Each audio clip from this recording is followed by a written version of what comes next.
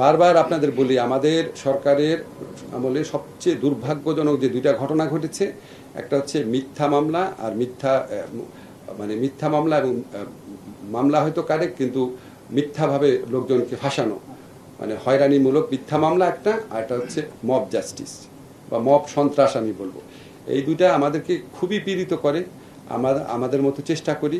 আর মিথ্যা মামলা ঠেকানোর জন্য বা এই মামলাতে অভিযুক্তদের রিলিফ দেওয়ার জন্য আমরা ফৌজদারি কার্যবিধির সংশোধন করে এই আইন করেছি যে পুলিশ চূড়ান্ত রিপোর্টের জন্য অপেক্ষা না করে একটা মানে প্রিলিমিনারি প্রতিবেদন তৈরি করে, এটা পুলিশ সুপার নির্দেশনা যে প্রিলিমিনারি প্রতিবেদন তৈরি করে আদালতে দিবে।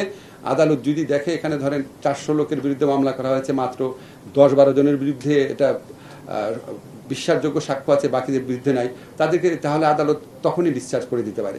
কিন্তু এই মামলাটা অপারেশনালাইজ করার দায়িত্ব হচ্ছে স্বরাষ্ট্র মন্ত্রণালয়ের। ওনারা অলরেডি কিছু উদ্যোগ নিয়েছে, ইনশাআল্লাহ কিছুদিনের মধ্যে এটা সুফল পাবে।